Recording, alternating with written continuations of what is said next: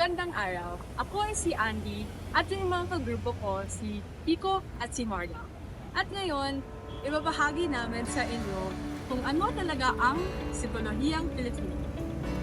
Alam niyo ba kung ano ang ibig sabihin nito? Upang maging mas malalim ang ating pag-uunawa, gagamitin natin ang salitang pagsasakatutubo. Isa sa mga mahalagang proseso nito. Tandaan niyo, ang ating word of the day ay pagsasakatutubo. Ulitin natin, pagsasakatutubo. Gagamit kami ng ilang mga pantig o titik ng salitang pagsasakatutubo upang maging mas madaling tandaan ang bawat konsepto. Alinsunod ito sa paggamit ng mga paraang angkop sa kontekstong ginagalawa. Umpisahan na natin sa pantig na pang. Pag alam nating lahat ang kahulugan ng psikolohiya, ay mas uusad pa ang ating talakayan. Ano nga ba ang pagsasakatutubo? Dapat alam natin kung kailan magkakaroon ng mga diskursong tiyak na may kinalaman sa psikolohiya. Hindi naman ito mahirap. Marami namang lugar at pagkakataon kung saan magagamit natin ang psikolohiya. Ang psikolohiya ay nakatuon sa pag-aaral ng mga aspeto ng tao tulad ng emosyon, pag-iisip, pagpapasya, at pakikitungo ng tao sa kanyang kapwa, at iba pa. Alam din natin iba-iba ang mga konteksto ng tao. Iba-iba ang kanilang mga nararamdaman. Malay nyo, yung iba masiglang masigla, masayang masaya, o di kaya ang ibang tao naman may matinding pinagdadaanan. Paano pa yung mga taong kung isipin natin ay iba ang kilos at iba ang iniisip?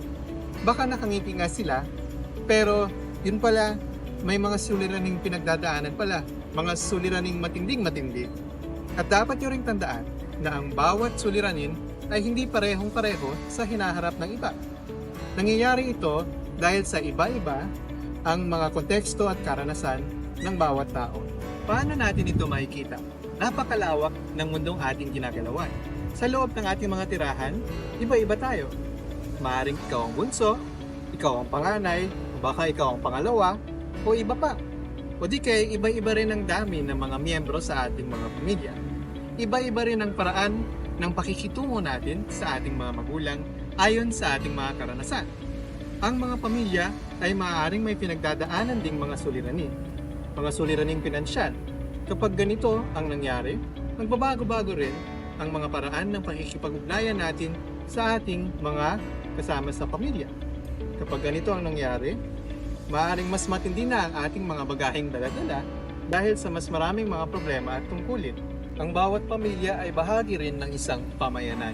Iba-iba ang mga uri ng pamayanan sa Pilipinas. May mga pamayanang urban, kung saan marami-rami ang mga opisina, mga matataas na gusali, at mga mall. Maaaring mas malawak din ang polusyon at mas kaunti ang espasyo sa bahay, kaya magkadikit-dikit ang mga gusali sa lugar kung saan mayroong mga pamayanang urban. Maaari ring magbago ang mga karanasan ng tao kapag sila ay bahagi ng isang pamayanan na hindi pamayanang urban. Mga pamayanang agrikultural, halimbawa, tulad ng mga pamayanan ng mga magtutroso, magsasaka, mga mangingisda, at iba pa.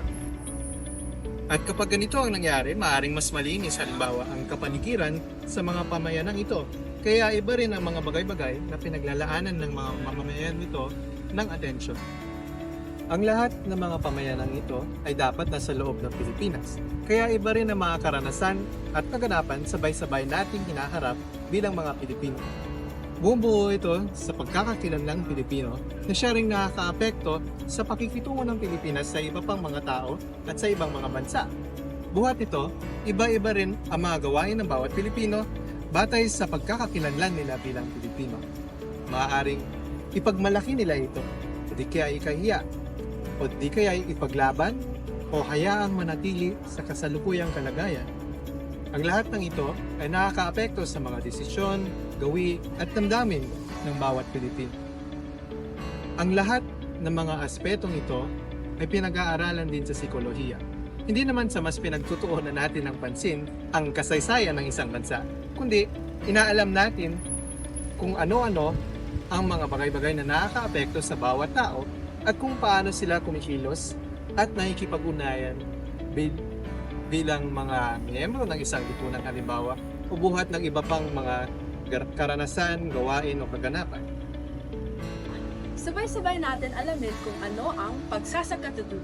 Ang pagsasakatutubo ay isang mahalagang proseso sa psikolohiya. Sa pamamagitan nito, naging mas angkop ang mga konsepto sa psikolohiya sa bawat grupo kung saan ito. Balikan natin ang naunang diskusyon. Hindi pa marami-rami ang mga konteksto ng tao? Totoo yon. Dahil nagbabago-bago ang mga karanasan ng tao kahit madalas ninyo silang kasama o hindi kasama rin. Noon din kapag ang mga Pilipino ang pinag-aralan gamit ang psikolohiya, kailangan magkaroon ng pagsasakatutubo. Ang proseso ng pagsasakatutubo ay ginagamit upang maging tunay na mabisa ang psikolohiya para sa mga miyembro ng lipunan Pilipino. Ayon kay Virgilio Enriquez, may dalawang lapit o approaches ang pagsasakatutubo. Una, ang pagsasakatutubo mula sa labas. Kapag ginagawa ang pagsasakatutubo mula sa labas, kailangan pa rin gumamit ng mga konsepto mula sa labas. Kumbaga, sa labas ng bansang pinag-aaralan. Halimbawa, kung nananaliksik tayo ngayon sa Pilipinas, maaari tayong gumamit ng konseptong unang ginamit sa Europa, Amerika, o sa iba pang mga bansa o lugar, basta ang konseptong natutukoy at gagamitin ay bahagi ng tinatawag na mainstream psychology o mga konseptong mayroong malawak na pagtanggap ng iba't ibang mga grupong pang-akademiko. Pagsasakatutubo mula sa labas, ang isang konsepto mula sa mainstream psychology ay inaangkop. Binabago ang ilang mga bahagi nito upang maging mas mabisa pa ito sa mga konteksto ng lokal na kultura. Halimbawa, ayon sa mananaliksik na si Bernardo noong 2011, kung ang isang psychological test ay may katanungan tulad ng Who is the Queen of the Netherlands? Ay baka mas marunong dito ang mga taong mula sa Netherlands. Ang Pilipinas ay walang kahariang kasing lawak ng mga kaharian tulad sa Europa. Kaya iba ang mga uri ng pinuno na kinikilala ng mga Pilipino tulad ng mga presidente, barangay captain, at iba pang tao. Pangalawa, maaaring marami-rami ang mga nakikilalang artista ang ilang mga Pilipino. Ngunit hindi nila nakikilala ang reyna ng Netherlands. May mga salik tulad ng media na siyang dapat ginagamit upang maging mas malawak ang kalamang nito.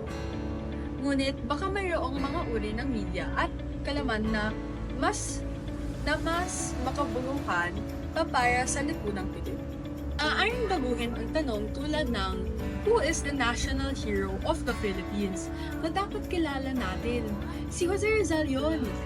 Maaaring itira at gamitin o sundin ang mga pangunahing mga konsepto tulad ng pagpapanatili ng anyong patanong sa konsepto pero binabago ang nilalaman nito kapag hindi angkop. Binabago ito upang maging makabuluhan at mas madaling maunawa ito ng mga Pilipino. Iyon ang pagsasakatutubo mula sa labas. Sama-sama nating alamin kung ano yung pangalawang lapit sa pagsasakatutubo. Ang pangalawang lapit o approach ay pagsasakatutubo mula sa loob. Tumutukoy ito sa paglikha ng mga katutubong konsepto para sa psikolohiya.